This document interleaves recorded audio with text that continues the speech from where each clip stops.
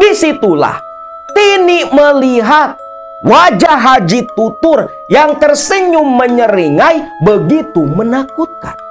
Bukan senyuman dan wajah Haji Tuturnya yang bikin Tini sampai gemetar, tapi Tini melihat sosok bayangan hitam dengan mata merah menyala tepat di belakang Haji Tutur. Tini pun terbelalak hati karena di dalam kamar itu begitu gelap. Dinding kamar dilapisi kain berwarna hitam. Di situ pun ada altar pula dengan dua patung dua rapala di kiri dan kanan pojok kamar. Dupa menancap menyala, hawanya terasa pengap. Tin, kamu letakkan sesaji itu di sana. Baik Bu Haji. Sesaji pun diletakkan. Dalam hati Tini berkata, ya Allah, percuma dong udah ibadah haji ke Mekah, tapi kok masih suka ritual-ritual kayak gini.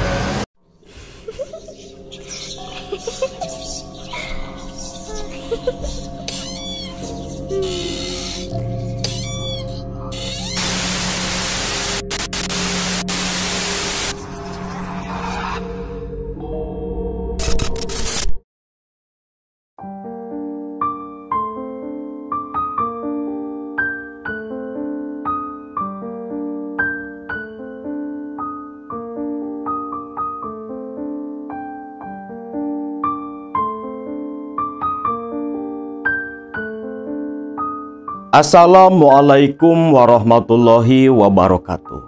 Salam sejahtera buat semua baraya KMS dimanapun kalian berada.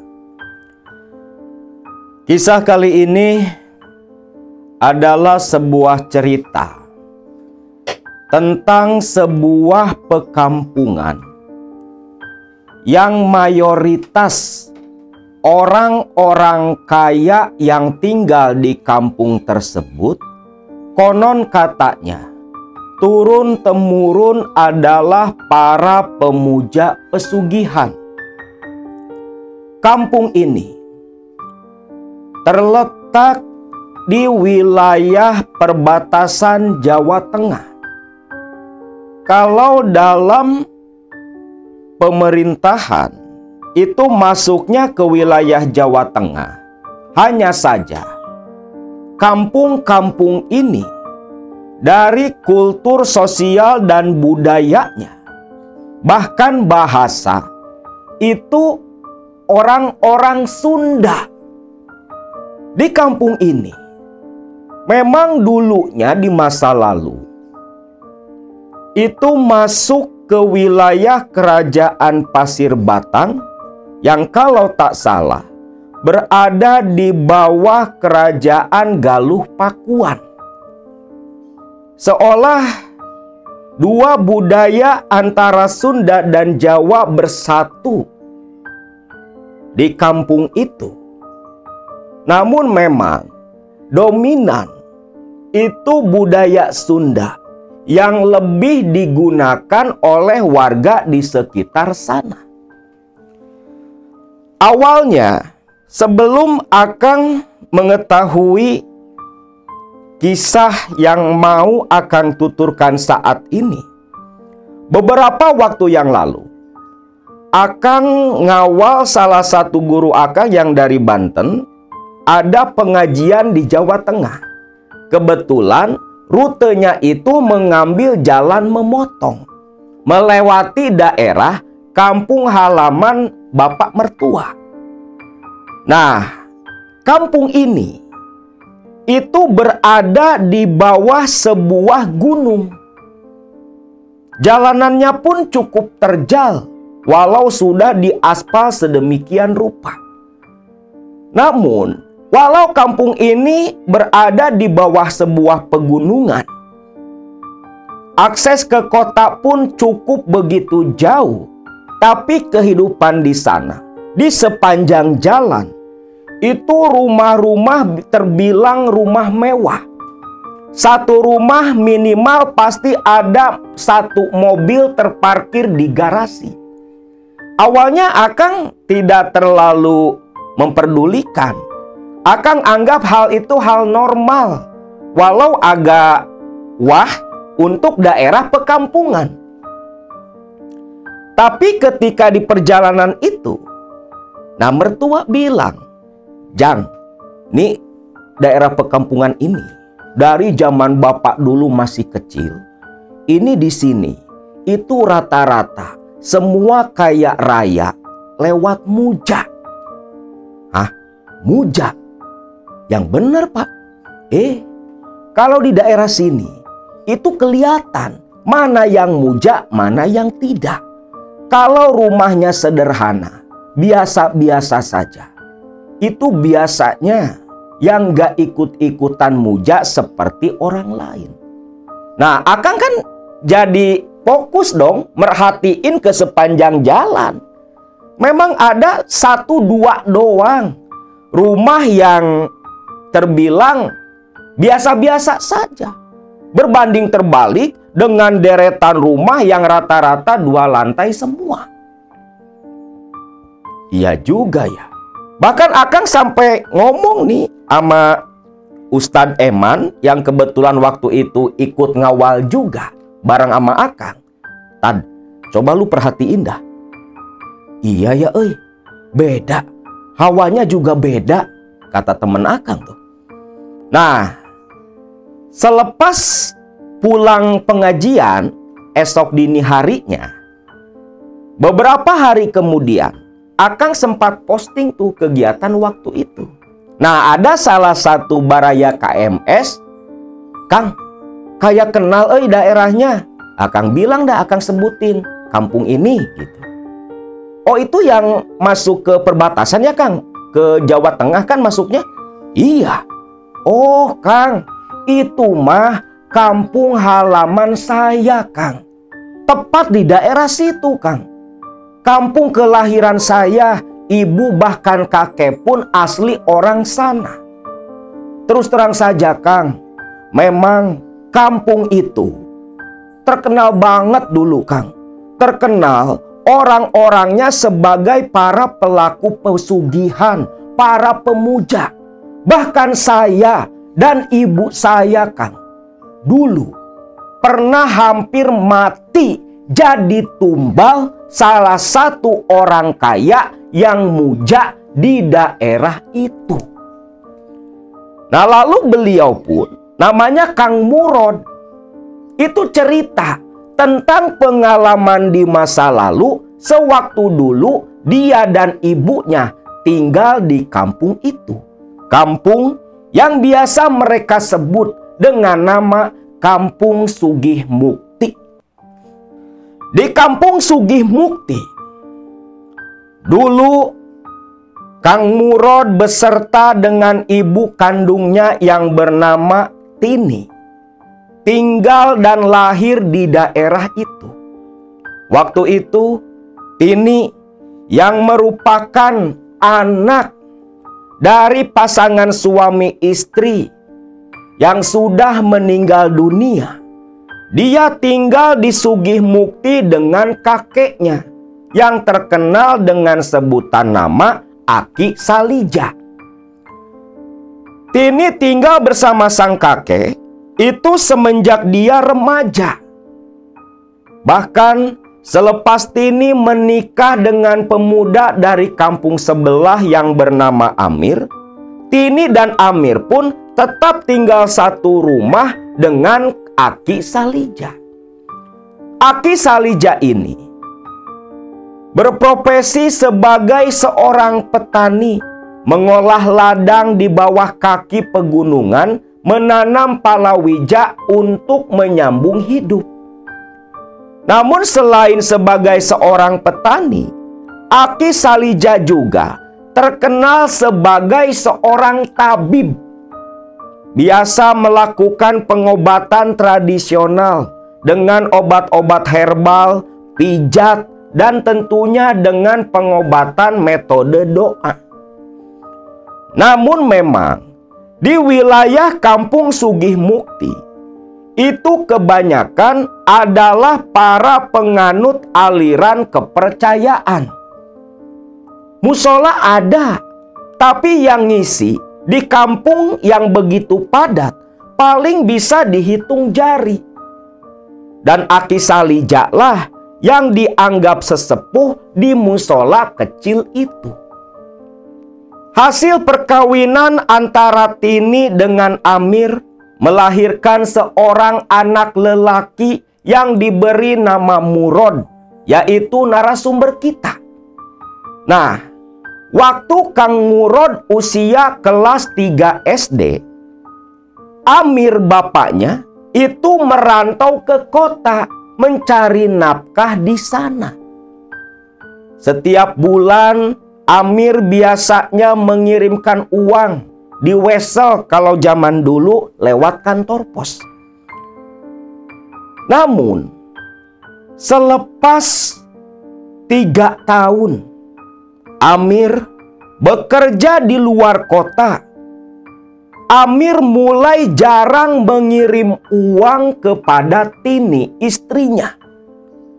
Sebulan, 2 bulan, awalnya Tini tidak terlalu memikirkan. Namun menginjak bulan ketiga dan keempat, Tini pun mulai heran. Kabar-kabar pun berseliweran.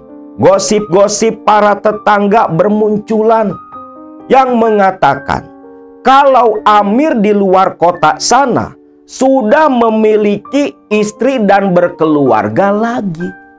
Tini yang polos, yang hanya seorang gadis kampung di bawah kaki gunung, gampang percaya begitu saja.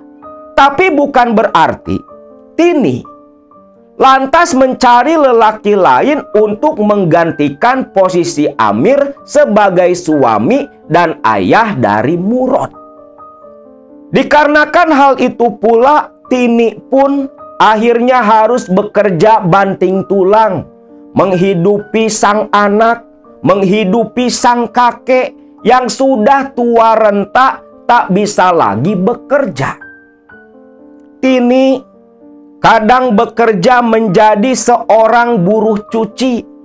Buruh cuci orang-orang kaya di Kampung Sugih Mukti dengan bayaran yang tidak seberapa, paling banter hanya cukup untuk makan saja. Tetapi Tini tak pernah putus asa. Selepas bekerja menjadi buruh cuci, Tini pun mencari tambahan lain. Kadang ikut kerja di ladang orang, terkadang pula ikut kerja ke sawah, sekedar untuk menambah penghasilan buat biaya Murod sekolah. Satu ketika, tengah malam, terdengar suara isak tangis lirih. Isak tangis lirih yang begitu mengiris hati. Isak tangisan yang berasal dari rumah sederhana Aki Salija. Di mana tengah malam itu, Aki Salija yang memang sudah beberapa minggu terbaring lemah di atas ranjang. Malam itu, Aki Salija dengan napas yang terputus-putus memanggil Tini, cucu satu-satunya pelanjut garis keturunannya. Tini yang waktu itu duduk bersimpu di samping ranjang butut sang kakek, tak kuasa lagi meneteskan air mata melihat kondisi kakeknya yang begitu memprihatinkan. Seorang tabib pun yang biasa mengobati orang, tetapi untuk dirinya sendiri dia tak bisa berbuat apa-apa. Mau berobat ke dokter tak ada biaya. Akhirnya hanya pasrah dengan apa yang menimpa dirinya. Waktu itu Tini yang ditemani Murod hanya terdiam meneteskan air mata ketika sang kakek dengan tangan yang lemah begitu ringkih memegang tangan Tini sang cucu, menatap sendu ke arah Tini dan cicitnya Murad. Seolah ada kekhawatiran di sorot mata Aki Salija tentang masa depan mereka berdua. Aki Salija dengan sisa-sisa napas di tubuhnya, dia berkata, Tini, Aki rasa Aki tak akan hidup lama lagi. Ki, jangan ngomong kayak gitu, Ki. Kalau Aki tiada, siapa yang mau menemani Tini dan Murad, Ki? Cuma Aki satu-satunya sandaran hidup Tini. Tini, yakinlah, walaupun Aki sudah tiada, tapi masih ada Allah tempat kamu bergantung nanti. Jangan mengharapkan sesuatu kepada manusia, entah itu saudara, keluarga, sahabat, ataupun kawan. Berharaplah hanya kepada Allah, karena Allah janjinya nyata. Gak PHP kayak kita. Tini pun terdiam, air mata terus menetes. Tak kuasa dia, tak rela dia kehilangan keluarga satu-satunya. Tin, kau ambillah sebuah buku di lemari kakek. Iya, Ki. Tini pun menurut. Lantas dia berdiri menuju ke lemari mencari buku yang dikatakan Aki Salija. Pintu lemari pun dibuka. Lalu di bawah tumpukan baju yang semuanya begitu lusuh, Tini melihat ada sebuah buku yang sudah begitu usang. Lantas dia sodorkan ke Aki Salija. Ini, Ki. Iya, peganglah buku itu. Di dalamnya ada catatan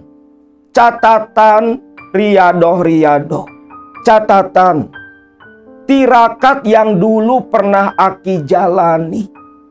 Kau lanjutkan, kau amalkan, dan kau teruskan untuk bekal kamu nanti.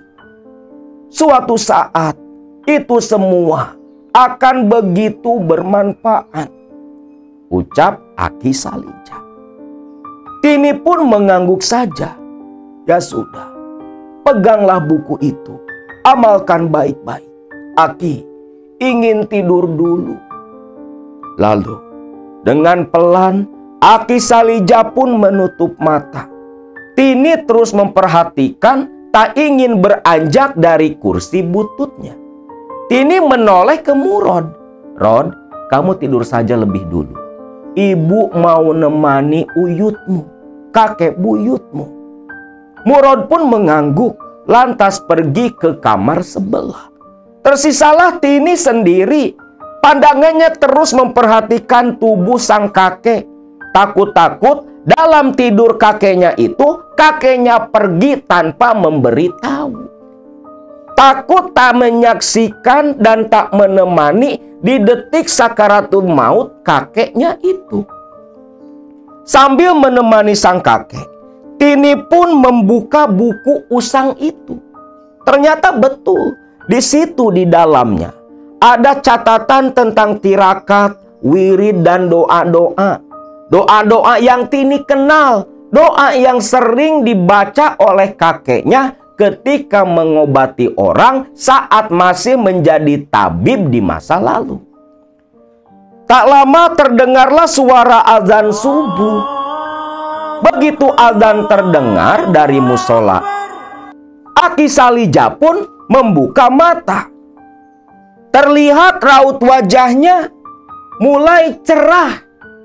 Tini pun senang, seolah itu jadi pertanda kalau Aki Salija tak lama lagi akan sembuh kembali. Aki Salija menoleh ke arah Tini, lantas meminta tolong Tini untuk dipapah menuju ke kamar mandi. Aki Salija ingin mengambil air wudhu dan menunaikan sholat subuh di dalam kamarnya. Tini pun menurut. Dia papah sang kakek. Menuju ke kamar mandi. Selepas kakeknya wudhu, kakeknya pun berkata, "Tin, bangunkan Murad. Aki mau sholat berjamaah dengan kalian." Baik Ki, baik. Tini begitu senang nih. Ini kakeknya dirasa oleh Tini bakal sembuh. Maka dia pun buru-buru lari ke kamar sang anak. Dia bangunkan si Murad, lantas ke kamar mandi, wudhu bergantian. Selepas itu, Aki Salija menjadi imam sholat untuk cucu dan cicitnya.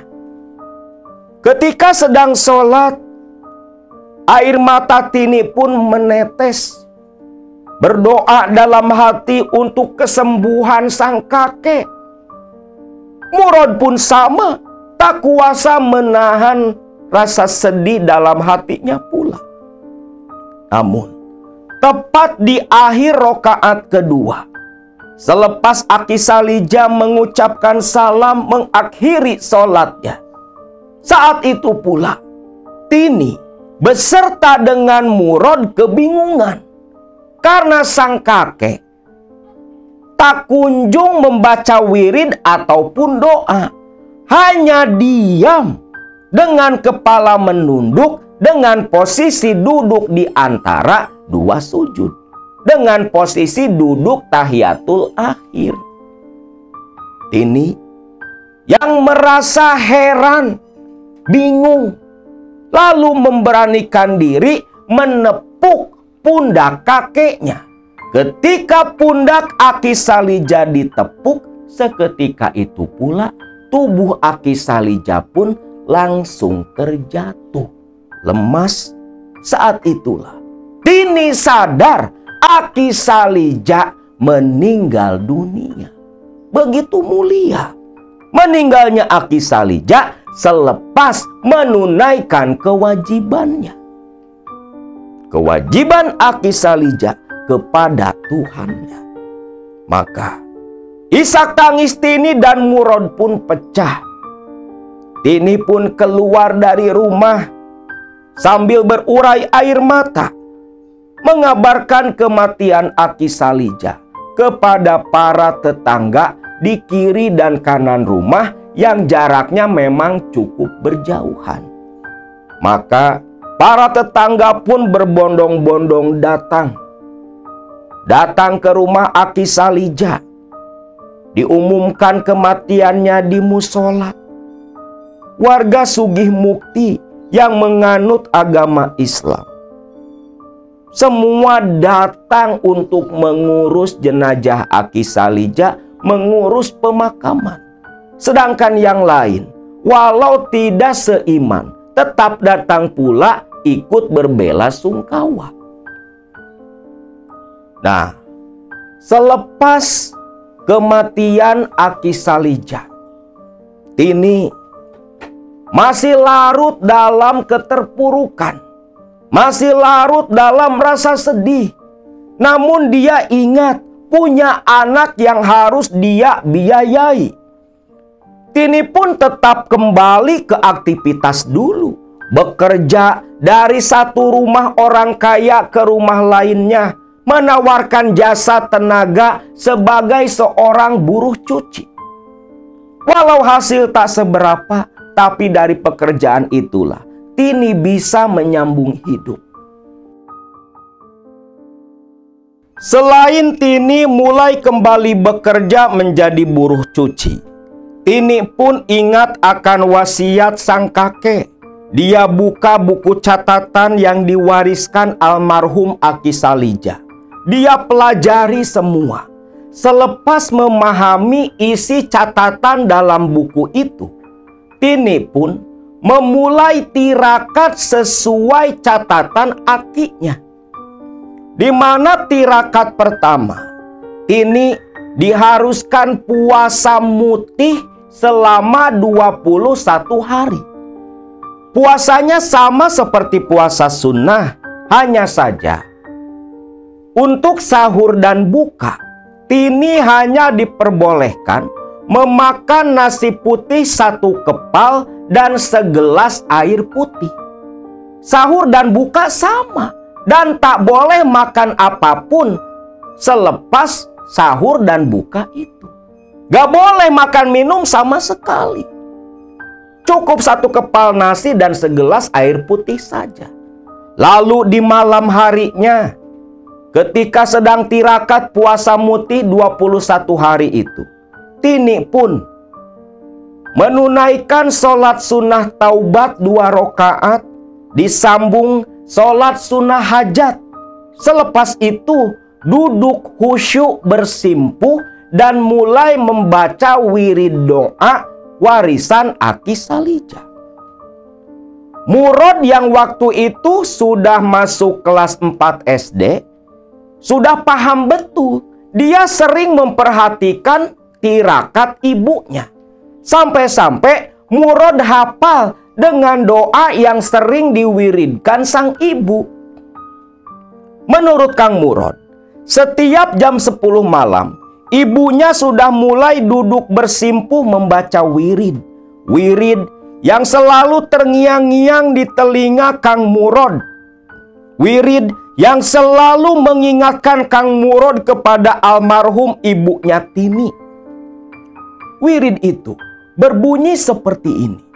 Qalbi kutbi wa qalabi lubnani, sirri khodiri wa ainuhu irfani, harunu akli wa kalami ruhi, fir'auni nafsi wal hawa hamani. Itu diwiridkan setiap malam sampai adzan subuh berkumandang. Wirid itu memang wirid doa yang sifatnya bisa membantu melembutkan hati. Dan banyak lagi rahasia serta fadilah dari doa tersebut, yang dimana Akang pun dulu mengamalkan doa itu pula, diajarkan oleh mertua sewaktu belum nikahin anaknya. Nah, waktu itu Tini yang dalam kondisi sedang tirakat puasa, dia tetap bekerja walau terasa begitu lelah. Tapi Tini terus berusaha demi kehidupan yang lebih baik di masa depan nanti. Yang Tini pikirkan itu masa depannya Murad, anak satu-satunya. Hampir 1 tahun penuh barulah tirakat-tirakat dalam buku catatan Aki Salijah selesai Tini amalkan. Satu saat ketika Tini waktu itu kembali bekerja pagi-pagi sekali selepas menyiapkan sarapan untuk Murad, beberes di rumah, Tini mulai berjalan menuju ke perumahan orang-orang kaya di kampung Sugih Mukti. Biasa ngetuk gerbang ke gerbang, ngetuk pintu ke pintu, menawarkan jasa tenaga. Sepulangnya Tini bekerja, bertepatan dengan Murad yang pulang sekolah pula. Waktu itu Murad sudah kelas 6 SD. Ketika tiba di rumah, Murad mengeluh kepada ibunya. Bu, tadi Murad dititipin surat sama wali kelas, Bu. Surat? Surat apa? Ibu baca saja, ucap Murad sambil menunjukkan surat dari sekolah. Surat itu pun dibuka oleh Tini. Ketika dibaca, ternyata bunyinya, isinya itu surat tagihan, SPP, dan biaya lainnya.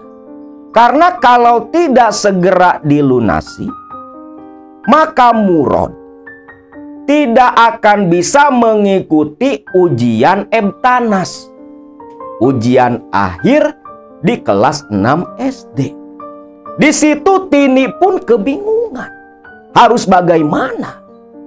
Walaupun memang masih sekitar 4-5 bulanan lagi ke ujian akhir waktu itu. Tapi bagi Tini, Waktu 4-5 bulan itu begitu cepat. Karena pekerjaannya yang hanya seorang buruh cuci itu tak menentu. Tapi Tini tidak menunjukkan hal itu kepada Murod anaknya. Tini hanya bilang, sabar ya Rod, ibu nanti cari uang dulu. Secepatnya nanti ibu lunasi ke sekolah. Iya bu, ucap Murod. Nah, selepas itu Tini putar otak, gimana nih caranya dapat pekerjaan tetap. Sampai satu saat Tini yang kembali keliling jadi buruh cuci. Di jalan dia papasan dengan Kang Ojak, salah satu warga Sugih Mukti yang merupakan karyawan dari Haji Tutur, bos besar pemilik peternakan ayam. Nah, ketika papasan dengan Kang Ojak ini menyapa, "Tin, mau kemana?" "Biasa Kang, mau kerja." Kerja apa?" "Ya itu Kang, keliling nawarin jasa lah. Tini jadi buruh cuci, nyapu, ngepel atau apalah." "Ah, kebetulan Tin, ada pekerjaan buat kamu nih." "Pekerjaan? Pekerjaan apa Kang?" "Nanti saja, Akang ke rumah kamu, Akang ceritakan di rumah. Akang mau pulang dulu capek, baru beresin kandang, mau diisi sama ayam baru," ucap Ojak. Tini pun hanya mengangguk saja. Nah, sore harinya si Kang Ojak ini betulan datang ke rumah Tini. Ketika tiba di rumah, Ojak berkata, "Begini Tin, majikan Akang, Haji Tutur, itu butuh pembantu untuk bekerja di rumah istri keduanya. Di rumahnya Ibu Haji Rini. Beliau perlu pembantu paruh waktu, kerjanya dari pagi sampai sore. Daripada saya nawarin ke orang, mending saya tawarin ke kamu Tin. Yang udah jelas kerjanya seperti apa, Akang kan tahu. Gimana Tin? Kamu mau enggak?" "Wah, mau banget Kang. Tapi saya harus kerja apa aja di sana Kang?" "Ya kerjanya sama kayak di rumah Tin. Nyuci, ngepel, nyapu, masak. Pulangnya jam 5 sore. Gak perlu nginep. Kalau kamu mau, besok saya antar langsung ke rumahnya Bu Haji Rini. Gimana Tin? Kamu mau nggak?" "Mau Kang, mau. Tapi gajinya gimana Kang?" "Ya gajinya gaji bulanan. Nanti setiap bulan kamu terima uang gaji dari Ibu Haji Rini. Bu Haji itu orangnya baik Tin.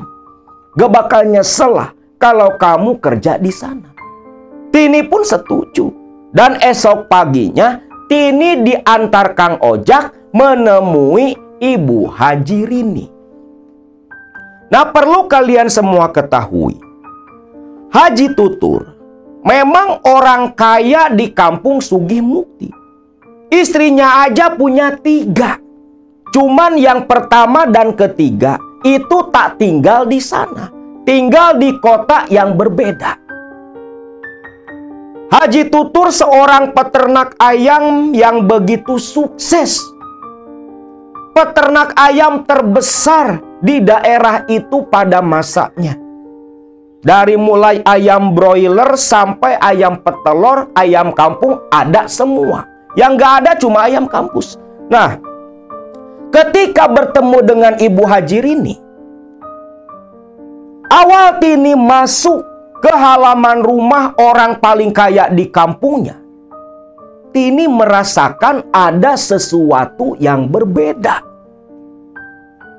Begitu masuk ke halaman mengikuti Kang Ojak, perasaan Tini mengatakan ada sesuatu yang berbahaya. Aneh, kok perasaan berbeda? Kok halaman rumahnya, suasana rumahnya, kok begitu menyeramkan? Pikir Tini. Padahal di pandangan orang lain biasa-biasa saja. Bahkan cenderung indah. Lawang rumahnya juga rumah mewah. Tapi buat Tini berbeda. Masuk ke halaman rumah orang paling kaya di kampungnya itu, Tini seperti masuk ke dimensi yang berbeda. Hawanya terasa anyep. Bahkan ketika Tini membuka sandal menginjak teras marmer rumah Haji Tutur dan Haji Arini, di situ Tini langsung meremang bulu kuduknya. Terlebih ketika pintu terbuka, sosok perempuan muda dan begitu cantik tersenyum menyambut Tini dan Kang Ojak. Di situ Tini menatap ke arah ruang tamu. Di situ pula Tini samar-samar melihat sesosok seperti bayangan tinggi dan besar, kepalanya menyentuh langit-langit rumah. Itu sekelebat berlari masuk ke dalam. Tini langsung menundukkan kepala. Hajah Rini menganggap Tini hanya menghormati dirinya. Padahal menunduknya Tini karena kaget dan sedikit takut melihat sosok hitam misterius itu. Masuklah ke ruang tamu. Tini tak berani duduk di sofa mewah. Dia duduk bersimpuh di lantai. Lalu di situ Tini pun diwawancara sama calon majikannya. Nah, singkatnya, Tini pun diterima bekerja di situ dan mulai kerja keesokan paginya. Tanpa Tini sadari, bekerjanya Tini di rumah Hajah Rini. Disitulah awal petaka akan menimpa Tini ke depannya. Besoknya, Tini pagi-pagi sekali selepas menyediakan sarapan untuk Murod, langsung pergi ke rumah Hajah Rini. Masuk ke dalam rumah karena Tini memang mempunyai kunci cadangan dari majikannya. Lewat jalan belakang pintu dapur. Begitu pintu dibuka, Tini masuk. Merinding seketika Tini. Karena ketika masuk ke area dapur, Tini yang mencari-cari sapu. Melewati dapur masuk ke sebuah ruangan. Di situ Tini kaget melihat ada altar seperti altar pemujaan. Tini berdiri syok. Loh, bukannya Pak Haji Tutur sama Bu Hajah Rini orang Muslim? Kenapa di rumahnya ada altar? Pikir Tini. Sebodoh-bodohnya Tini walau sekolah nggak lulus SD, tapi urusan akidah dia paham betul. Heran dia. Terlebih lagi, Tini merasa takut ketika menatap sebuah patung seperti arca Dwarapala, arca yang sering ada di candi-candi, arca penjaga yang selalu diletakkan di gerbang. Arca Dwarapala yang wajahnya lebih mirip seperti seekor buta. Itu diletakkan di tengah altar dengan berbagai aneka sesaji dan dupa yang tertancap menyala.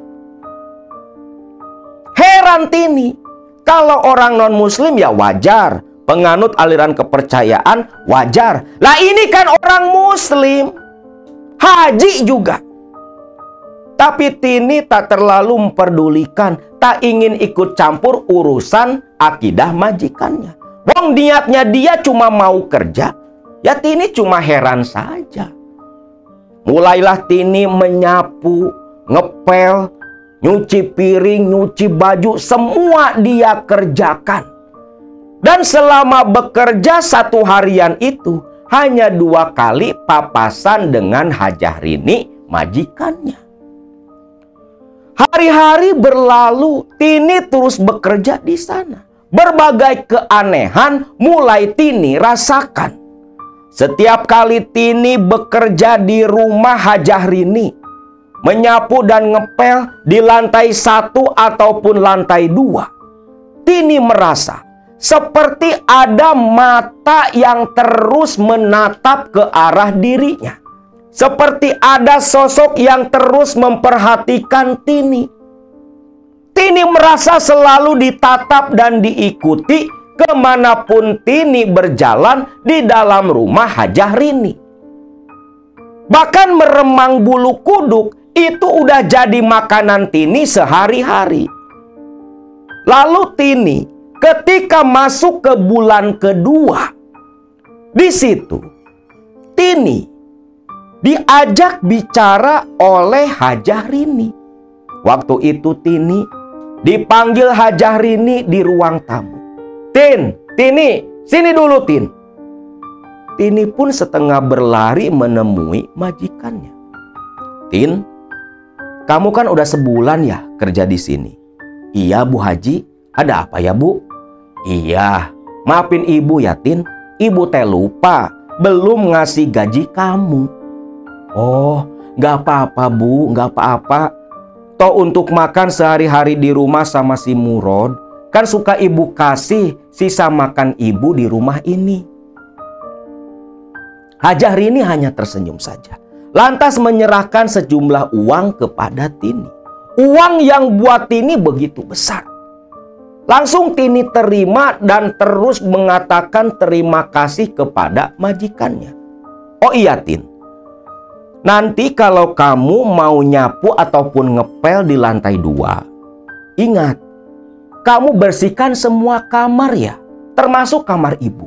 Tapi kamu harus tahu, jangan sekali-kali kamu mendekati kamar yang ada di ujung belakang lantai 2.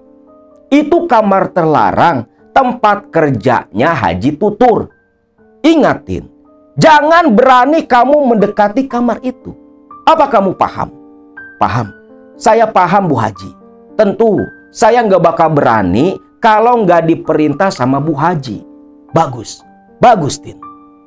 Besok Ibu ada keperluan keluar kota. Sekitar 4 hari. Kamu tetap kerja seperti biasa ya. Bersihkan rumah, halaman depan dan halaman belakang. Yang beres ya Tin? Iya Bu Haji, iya, ucap Tini. Nah, esoknya kan biasa nih, berangkat kerja lagi Tini. Majikannya udah nggak ada di rumah. Habis subuh katanya langsung berangkat menemani Haji Tutur suaminya. Nah, seperti biasa, Tini lewat pintu belakang masuk ke dalam rumah. Lampu-lampu sudah dimatikan semua oleh Hajah Rini. Dan memang kebiasaan majikannya ini setiap menjelang malam paling hanya menyalakan lampu depan dan lampu ruang tamu saja. Tini pun langsung mengambil sapu naik ke lantai 2. Lantai 2 ini, walaupun siang hari, karena kurangnya ventilasi, cahaya matahari kurang masuk ke dalam. Jadi hawanya itu remang-remang. Kalau lampu nggak dinyalakan, nggak bakal bisa nyapu bersih di lantai 2. Tini langsung menyalakan lampu-lampu di lantai 2 itu. Mulailah dia menyapu dari lorong ujung, tepat lorong di depan kamar terlarang yang katanya tempat kerjanya Haji Tutur. Nah, Tini mulai menyapu dari situ. Awalnya tak terjadi apa-apa. Namun selepas menjauh dari depan kamar terlarang, Tini mendengar suara desahan napas. Lalu suara samar dan lirih yang memanggil Tini. Tini, Tini, Tini. Nadanya begitu berat dan serak. Tini terperanjat, lantas dia menoleh. Hanya mendengar kembali suara desahan napas saja. Tini yang penasaran.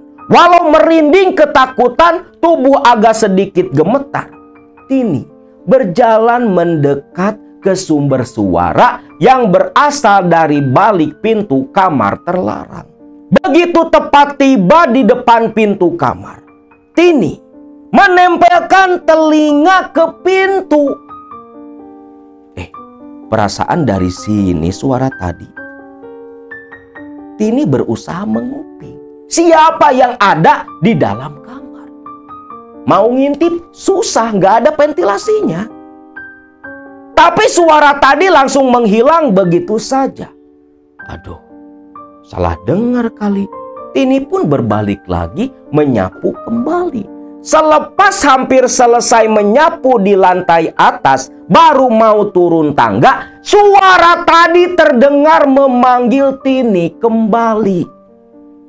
Tini lantas buru-buru menoleh, dan saat itulah lampu di lorong pun mati. Samar-samar Tini melihat sepasang mata merah menatap nyalang ke arah Tini.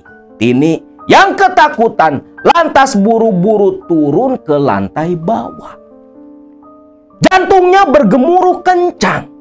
Ya Allah, apa tadi di lantai 2? Ya Allah ya Robbi, astagfirullahaladzim, astagfirullahaladzim, ucap Tini. Dia berusaha menenangkan diri. Tini melanjutkan aktivitasnya, menyapu dan membereskan lantai bawah. Namun ketika tepat Tini mau ngepel di depan altar pemujaan, Tini terdiam. Dia tatap patung dua rapala yang ada di hadapannya. Seolah mata dari patung di altar itu seperti yang hidup. Bola matanya seperti bergerak terus mengikuti Tini. Aneh, kok mata patungnya kayak yang hidup? Loh, kok ngikutin? Tini malah jadi takut sendiri. Mana dupanya di situ harus terus menyala sesuai perintah Bu Haji Rini. Ya Allah, mudah-mudahan gak termasuk syirik, ucap Tini. Sambil membakar 7 batang dupa, dia tancapkan di depan patung dua rapala. Selesai beberes di dalam rumah, Tini melanjutkan pekerjaan di halaman depan dan halaman belakang. Rumah itu memang dikelilingi benteng. Jadi kalau orang luar nggak bisa lihat aktivitas di dalam. Nah, ketika Tini lagi nyapu di halaman samping, tepat di dekat jendela kaca kamar utama di lantai bawah, Tini melihat di balik gordeng seperti ada bayangan yang berjalan berlalu lalang. Tini pun ketakutan. Takut-takut ada maling masuk ke dalam kamar majikannya. Buru-buru si Tini lari masuk ke dalam. Pintu dia buka. Tapi alangkah kagetnya Tini, tak ada sosok apapun di dalam kamar majikannya. Hanya ada bau kemenyan yang langsung menerpa hidung Tini.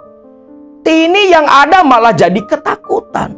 Baru ngeh pula dia kalau pintu kamar itu terkunci. Tini pun lantas kembali lari keluar. Ya Allah, kalau aja nggak butuh buat biaya si Murad, gak mau saya kerja di tempat ini, ucap Tini. Tapi mau bagaimana lagi kan? Hanya itu pekerjaan tetap yang bisa Tini dapatkan. Singkatnya, 4 hari kemudian, Hajah Rini pun pulang dengan Haji Tutur suaminya. Selama 4 hari ditinggal sang majikan di rumah itu, Tini betul-betul batinnya merasa tersiksa karena selalu ketakutan setiap hari. Hari-hari pun berlalu seperti biasa, Tini kerja pagi sampai sore. Tak terasa pula, sudah 3 bulan Tini jadi pembantu paruh waktu di rumahnya Hajah Rini. Waktu udah mepet nih. Surat dari sekolah yang kedua sudah dikirim kembali lewat Murad anaknya. Bu, tadi lo wali kelas itu titip pesan buat ibu. Katanya tunggakan SPP harus segera dilunasi, sekaligus buat biaya ujian, Bu. Kalau enggak, nanti Murad nggak bisa ikut ujian, Bu. Ada biaya les pula 50.000, Bu. Aduh, gimana ya, Rod? Gak bisa sabar dulu apa? 15 hari lagi kan ibu gajian. Gak tahu, Bu, ini surat dari sekolah, Bu. Tini pun dengan berat hati membuka kembali surat yang kedua itu. Betullah di situ surat tagihan lengkap dengan rincian yang harus dibayar. Aduh, gimana ya? Apa pinjem aja sama Bu Haji? Pikir Tini. Ya udahlah, besok coba ngomong sama Bu Haji. Nah, besoknya selepas Tini bekerja, mau pamitan pulang sekitar jam 5 sore. Waktu itu Haji Tutur nginap di rumah Hajah Rini. Tini langsung menghadap ibu majikannya yang waktu itu lagi baca majalah di ruang tamu. Bu, pekerjaan udah selesai. Tini mau pamit pulang dulu, Bu. Oh, ya sudah, Tin. Langsung pulang saja. Itu ada sisa makanan di dapur, kamu bawa saja seperti biasa. Sayang, nanti nggak ada yang makan. Iya, Bu. Makasih, Bu. Tapi, Bu. Tapi apa lagi, Tin? Bu. Anu apa? Ngomong saja kamu, Tin. Begini, Bu. Ini masalah sekolahnya si Murod, Bu. Masalah si Murod? Anakmu? Iya, Bu. Lah, apa urusannya sama ibu? Bu, gini, Bu. Tini pun cerita kalau dapat surat tagihan dari sekolah. Oh, kamu ditagih sama sekolah. Terus urusannya apa sama ibu? Ya Allah, Bu. Maksud Tini tuh gini loh, Bu. Bu, bisa nggak, Bu? Kalau Tini pinjam uang dulu buat bayar biaya sekolahnya Murod. Loh, ngapain pinjam? Kan bentar lagi juga kamu gajian. Cuman tinggal 2 minggu lagi, Tin. Kata sekolah, Bu, harus besok dibayar lunas, Bu. Kalau enggak, si Murod gak bisa ujian, Bu. Berapa memang yang kamu mau pinjam? Tini pun menyebutkan nominal yang akan dia pinjam dari majikannya. Loh, gede banget, Tin. Itu kan melebihi gaji bulanan kamu. Ya, mau bagaimana lagi, Bu? Tapi kalau bisa ya, Bu, gaji yang bulan ini jangan dipotong, Bu. Nanti utangnya Tini cicil. Ya nggak bisa, Tin. Nggak bisa. Ibu ini orang bisnis. Ibu nggak mau rugi. Nggak bisa. Sebaiknya kamu nunggu nanti gajian saja untuk bayar ke sekolah. Sudah, kamu pulang saja, pulang. Tapi, Bu, saya mohon, Bu. Saya mohon. Tini mohon-mohon ke Bu Haji Rini untuk meminjamkan uang buat bayar sekolah si Murod. Nah, hal itu ternyata terdengar oleh Haji Tutur yang baru keluar dari kamar. Sambil benerin kerah baju. Ada apa sih, Bu? Ini loh, Pak. Si Tini mau pinjam uang gak mau dipotong gaji. Berapa emang, Tin? Berapa kamu butuh uangnya? Lumayan besar, Pak Haji. Iya, berapa? Disebutinlah sama Tini. Ya elah, cuman uang segitu. Bu, kasih aja, Bu. Kasih. Yang bener, Pak. Kasih aja nih. Kasih, kasihan dia. Biar betah pula kerja di rumah kita. Ucap Haji Tutur. Tini pun senang dalam hati. Namun, ketika Tini menengadah, menatap ke arah Haji Tutur, Tini pun langsung syok ketakutan, lantas menundukkan kepala. Kenapa? Karena waktu melihat ke arah Haji Tutur yang berdiri di dekat sofa tempat duduk Haji Rini, disitulah Tini melihat wajah Haji Tutur yang tersenyum menyeringai begitu menakutkan. Bukan senyuman dan wajah Haji Tuturnya yang bikin Tini sampai gemetar. Tapi Tini melihat sosok bayangan hitam dengan mata merah menyala tepat di belakang Haji Tutur. Dia hanya diam menunduk, terlihat pundaknya gemetar. Kenapa, Tin? Kenapa? Enggak, Pak. Enggak kenapa-napa, Pak Haji. Tini cuma senang saja Pak Haji mau pinjamin uang. Ada-ada aja kamu, Matin. Sambil Haji Tutur berjalan melewati Tini keluar dari rumah. Ya sudah, Tin, kamu tunggu sebentar di sini. Hajarini pun masuk ke kamar, tak lama memberikan uang kepada Tini. Uang itu langsung Tini terima dan lantas Tini bergegas pamitan pulang ke rumahnya. Setibanya di rumah, uang pun diserahkan ke Murod anaknya. Rod, duit ini besok kamu kasih ke orang TU. Bayar semua hutang-hutang kamu di sekolah, biar kamu bisa ikut ujian. Murod pun tersenyum senang. Namun, beberapa hari pasca Tini mendapat uang pinjaman dari Hajah Rini, Tini merasakan ada hal aneh. 3 hari pasca menerima uang, Tini merasa hawa di rumah tempat tinggalnya dengan Murod selalu terasa gerah dan panas, yang padahal tempat tinggal mereka itu kan di bawah pegunungan. Terkenal akan hawa dinginnya. Aneh, kok beberapa hari ini di rumah kok gerah banget ya, pikir Tini. Dan entah kenapa, dari waktu sore pulang dari rumah majikan sampai menjelang malam, perasaan Tini selalu gelisah. Bahkan ketika sholat pun Tini gak bisa khusyuk. Seolah akan terjadi sesuatu menimpa keluarga kecilnya.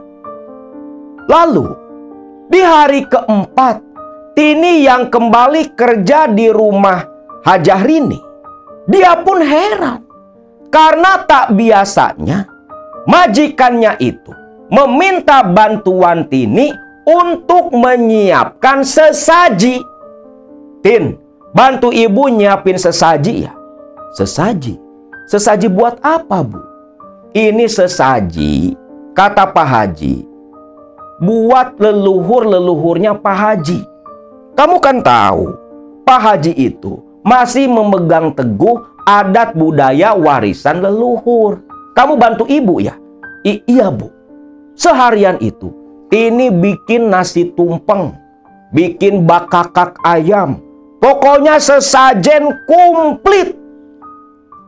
Dan Tini pun lalu disuruh oleh Hajah Rini mengikuti Hajah Rini ke kamar terlarang yang katanya tempat kerjanya Haji Tutur. Tini sebagai pembantu ya nurut saja. Dia bawa nampan atau nyiru kalau kata orang Sunda. Yang di dalamnya, di atas nyiru itu ada nasi tumpeng ayam bakakak lengkap dengan semua lauk dan lalapan. Sedangkan Hajah Rini membawa umbo rampe dan sejenisnya, naik ke lantai atas, ke lantai 2, terus berjalan menuju ke kamar paling ujung yang katanya kamar terlarang itu. Ketika masuk ke lorong, Tini merasakan seperti ada yang mendengus-dengus dari belakang, seperti ada yang berjalan mengikuti Tini. Padahal di rumah hanya mereka berdua. Begitu masuk ke dalam kamar ritual, kamar terlarang, Tini pun terbelalak kaget. Karena di dalam kamar itu begitu gelap. Dinding-dinding kamar dilapisi kain berwarna hitam. Di situ pun ada altar pula dengan 2 patung 2 rapala di kiri dan kanan pojok kamar. Rupa menancap menyala, hawanya terasa pengap. Tin, kamu letakkan sesaji itu di sana. Baik Bu Haji. Sesaji pun diletakkan. Dalam hati Tini berkata, ya Allah, percuma dong udah ibadah haji ke Mekah, tapi kok masih suka ritual-ritual kayak gini. Ya udah Tin, kamu lanjutin beres-beres di dapur saja. Ibu mau melanjutkan ritual dulu di kamar ini. Iya Bu. Nanti kamu langsung pulang aja Tin. Iya Bu. Tini hanya mengiyakan saja, lantas menutup pintu kamar, bergegas lari ke lantai bawah. Entah kenapa, Tini kepikiran terus ritual apa yang dilakukan majikannya di atas. Sorenya Tini pun pulang ke rumah. Perasaan Tini tak menentu. Ya Allah, ini ada apa sebenarnya? Kok semenjak tadi bantu Bu Haji nyediain sesaji, kok perasaan jadi kayak gini? Was-was, gelisah. Astagfirullahaladzim. Semoga saja gak terjadi apa-apa, pikir Tini. Hari-hari berlalu. Lalu tepat di hari ke-7, pasca menerima uang nih, 2 hari pasca bantu menyimpan sesaji di dalam kamar terlarang, pulang kerja dari rumah Hajah Rini, Tini ketika masuk ke dalam rumah tempat tinggalnya, hawa panas langsung menerpa tubuh Tini. Ya Allah, kok panas banget ini rumah. Rod, Murod, iya Bu, bantuin Ibu Rod. Ini tata makanan di meja, Ibu mau mandi dulu, ucap Tini menyerahkan makanan pemberian majikannya. Makanan pun diambil oleh Murod. Bu, ini baunya kayak ayam. Iya, ini ayam bakar. Bu Haji sama Pak Haji Tutur katanya habis syukuran kecil-kecilan di kandang ayam. Habis panen mereka. Oh gitu ya Bu. Alhamdulillah ya Bu. Murod bisa makan ayam Bu. Ya sudah, kamu simpan di sana. Tini pun bergegas ke kamar mandi. Mereka pun langsung makan bersama. Namun ada yang aneh. Ketika sedang makan ayam bakar, si Murod berkata, Bu, kok lalapannya bau wangi ya Bu? Ah, masa lalapan bau wangi? Ih, ini loh, Ibu cium. Nyodorin irisan mentimun. Dicium sama Tini.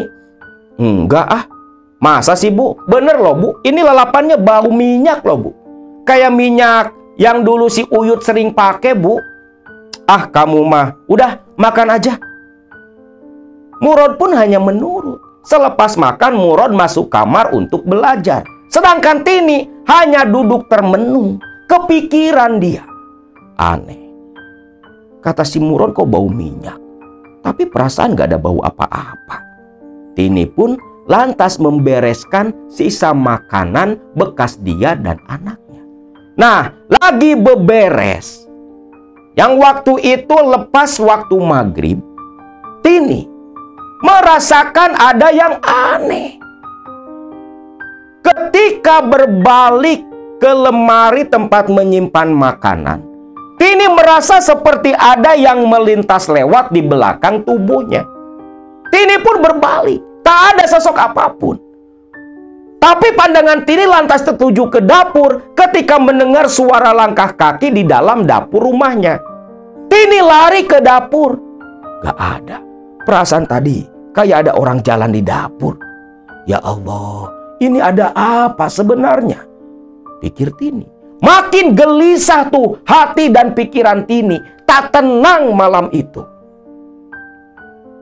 Jam 8, si Murod sudah tertidur begitu lelap. Sedangkan Tini hanya gulang-guling di atas ranjang bekas kakeknya. Tak bisa tidur sama sekali. Hawa terasa pengap dan berat di dalam rumah. Tini terus berdoa dalam hati saat itu. Takut terjadi sesuatu menimpa keluarganya. Ya Allah, ini ada apa sebenarnya? Astagfirullahaladzim, pikir Tini. Lalu, sekitar jam 10 malam, Tini yang gelisah di atas ranjang kaget mendengar suara ketukan dari pintu depan. Lalu disertai suara yang memanggil nama Tini. Tini, kamu di rumah nggak Tin? Tini, sambil mengetuk-ngetuk pintu. Tini terkesiap lantas duduk di ranjang. Dia kenal suara itu, suaranya Haji Tutur. Loh, itu kan suara Pak Haji. Terus manggil-manggil Tini sambil gedor pintu. Ya Allah, ada apa Pak Haji ke rumah? Waduh, jangan-jangan mau nagih utang. Tapi masa iya Pak Haji mau nagih? Pikir Tini. Tini lantas buru-buru turun dari ranjang. Begitu keluar dari kamar, lep, Tini merasa langsung merinding bulu kuduknya. Loh, kok jadi merinding kayak gini? Tini mempercepat langkah kaki, walau ragu mendekat ke arah pintu. Pak Haji, itu Pak Haji. Tini, kamu di rumah, Tini? Iya Pak Haji, ada, Tini ada di rumah. Barulah selepas dijawab seperti itu, suara Haji Tutur pun berhenti. Ketukan berhenti pula. Loh, aneh. Tini terus berjalan. Begitu tangan memegang gagang pintu, rasa takut langsung hinggap begitu saja di hati Tini. Tini mencium aroma dupa. Aroma dupa yang dia cium setiap hari di rumahnya Hajah Rini. Lalu Tini membuka selot kunci pintu. Begitu gagang pintu dibuka, kaget Tini. Memang betul Haji Tutur di balik pintu berdiri menatap ke arah Tini, lalu sudut bibirnya terangkat tersenyum. Senyum yang bagi Tini itu senyum yang begitu menakutkan sampai Tini tak sengaja refleks mundur ke belakang. Pak Haji, ada apa Pak? Tini, kamu Tini kan? Makin bingung dong si Tini. Kenapa Pak Haji di hadapannya bicara seperti itu? Ada apa Pak Haji? Ada apa? Tini, kamu ikut dengan Bapak. Ikut dengan Bapak malam ini juga.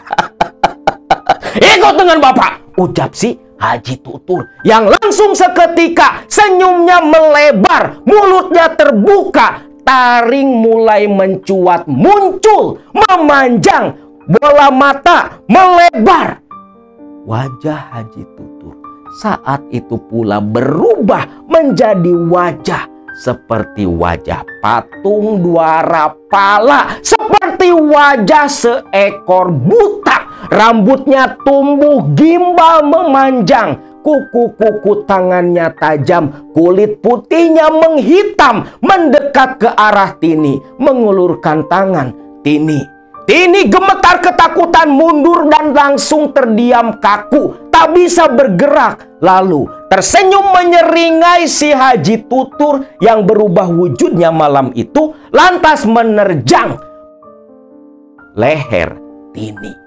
Tini jatuh tersungkur, ditindih oleh Haji Tutur yang memegang batang leher Tini. Tini gelagapan, napasnya tertahan, ketakutan, ingin teriak, namun mulut Tini terkunci. Di tengah Tini yang begitu panik, dia meronta-ronta, ingin melepaskan cekikan di batang lehernya. Namun Tini kalah tenaga. Di situasi yang begitu kritis saat itu, Tini seperti mendengar suara Aki Salija, kakeknya yang sudah meninggal dunia. Suara itu menyuruh Tini membaca doa. Saat itu pula, dalam hati Tini, dia langsung membaca salah satu doa di dalam buku catatan Aki Salija. Bismillahirrahmanirrahim, Bismillahikafi, ucap Tini dalam hati. Dia membaca sebuah doa yang disebut hijib autan, yang pernah diajarkan Aki Salija. Dia terus baca berulang-ulang. Di situ reaksi mulai muncul ke sosok Haji Tutur yang wajahnya seperti buta.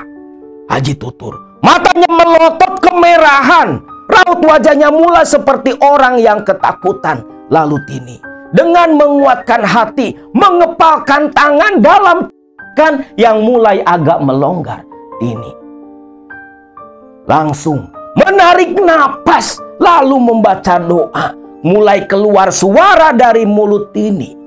Wa iza batastum jabarin. Langsung dipukulkan kepalan tangan Tini tepat mengenai ulu hati Haji Tutur yang anehnya langsung terpental menabrak pintu. Sampai pintu hampir copot. Lalu sosok Haji Tutur ini mengerang berteriak kesakitan, lantas lenyap dari pandangan Tini. Ya Allah ya Robbi, astagfirullahaladzim. Ya Allah. Tini masih mengatur napas, berusaha menenangkan diri. Peristiwa tadi, peristiwa di ujung batas kematian yang hampir merenggut nyawa Tini, membuat Tini betul-betul tersiksa lahir batin. Selepas menenangkan diri, lalu Tini pun lantas bersujud waktu itu. Sujud syukur, bersyukur masih dilindungi oleh Allah Subhanahu wa Ta'ala. Yang selepas sujud syukur, Tini berjalan gontai ke arah pintu depan. Langsung dia tutup. Tini dengan tubuh yang masih lemas gemetar menuju ke kamar mandi. Lekas dia ambil wudhu. Sadarlah dia ditumbalkan oleh Haji Tutur, majikannya sendiri. Tini selepas wudhu mulai kembali ada tenaga. Bergegas masuk ke dalam kamar tidurnya. Dia gelar sajadah. Lalu Tini pun mulai sholat sunnah. Sholat sunnah syukrul nikmat. Bersyukur atas nikmat keselamatan yang sudah Allah berikan. Dan semalaman itu, selesai sholat sunnah 2 rakaat, Tini duduk bersila dan mulai membaca wirid, membaca sholawat Jibril. Dia lantunkan semalaman agar terhindar dari incaran tumbal Haji Tutur. Begitu adzan subuh terdengar, Tini pun mengakhiri bacaan sholawat Jibrilnya. Dia meneteskan air mata. Begitu nyata pertolongan Allah untuk dirinya. Selepas itu, Tini bangunkan Murad. Mereka pun sholat subuh bersama. Dan pagi harinya, Tini berusaha tidak menunjukkan raut wajah ketakutan. Berpura-pura seolah tak tahu apa-apa. Karena pagi itu dia akan kembali bekerja seperti biasa. Tini pun langsung berjalan menuju rumah Hajah Rini, majikannya. Namun di tengah jalan, si Tini ini kembali ketemu sama Kang Ojak. Tin, mau kerja? Iya Kang. Tunggu dulu. Balik dulu yuk ke rumah. Loh, ada apa Kang? Enggak, yuk balik dulu ke rumah. Akang ada titipan dari Pak Haji. Titipan? Titipan apa Kang? Sudahlah, nanti di rumah saja ngobrolnya, ucap Kang Ojak. Tini pun hanya mengangguk saja. Lantas Tini bersama Kang Ojak pulang kembali ke rumahnya. Setibanya di rumah, begini Tin, Akang tadi dipanggil sama Pak Haji. Barusan saja Akang dititipi sesuatu, suruh diberikan ke kamu. Dan kata Pak Haji, kamu gak perlu kerja lagi. Loh, maksud Kang Ojak, saya teh dipecat? Yang gak tahu Tin, Akang cuma menyampaikan perintah Pak Haji. Nih, titipan dari Pak Haji, ucap si Ojak sambil nyerahin sesuatu kepada Tini. Ini apa ya Kang? Gak tahu Tin, kamu buka sendiri saja. Akang pamit dulu ya, mau langsung ke kandang ayam. Iya Kang. Tini pun duduk diam. Sepertinya Pak Haji sudah gagal menumbalkan saya. Pantaslah dia memecat saya dari pekerjaan. Lalu Tini pun membuka bingkisan dari Haji Tutur, yang ketika dibuka isinya membuat Tini terkejut. Di dalam dus kecil yang dibungkus oleh kantung kresek, di dalamnya itu ada segepok uang. Ini uang apa? Pikir Tini. Lalu ada pula selembar kertas yang ketika Tini ambil, ternyata isi kertas itu adalah tulisan tangan Haji Tutur yang kurang lebih berbunyi, kalau Tini mulai saat itu dipecat dari pekerjaan uang di dalam dus sebagai uang kompensasi kepada Tini.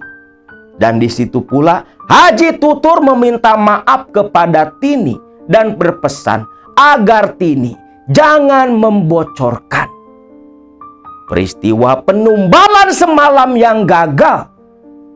Ternyata uang itu adalah uang tutup mulut dari Haji Tutur, mantan majikannya. Tini pun terdiam. Toh nggak diperintah tutup mulut pun, Tini pasti bakal diam, gak akan cerita kepada siapapun. Uang itu langsung dia ambil, surat dia pegang dan terus perhatikan. Ya Allah, sampai segininya. Tapi sepertinya memang ini yang harus dilakukan. Ya sudahlah, lebih baik jadi buruh cuci lagi daripada bekerja di rumah Haji Tutur terus dihantui rasa takut, pikir Tini. Lalu uang itu pun Tini simpan untuk bekal, karena dia tahu uang itu uang bersih, yang dalam arti bukan uang tumbal. Lalu selepas Tini dipecat secara halus oleh Haji Tutur, dikasih uang tutup mulut pula, beberapa hari kemudian Tini mendengar kabar kematian Hajah Rini, istri keduanya Haji Tutur. Yang dimana kematian ibu Hajah Rini, istri kedua Haji Tutur itu merupakan tumbal pengganti karena gagal menumbalkan Tini. Nah, itulah kisah yang dituturkan Kang Murod tentang pengalaman hidupnya di Kampung Sugih Mukti, yang hampir saja ibunya mati menjadi tumbal seorang bos besar pemilik peternakan ayam yang ternyata sumber kekayaannya hasil dari muja.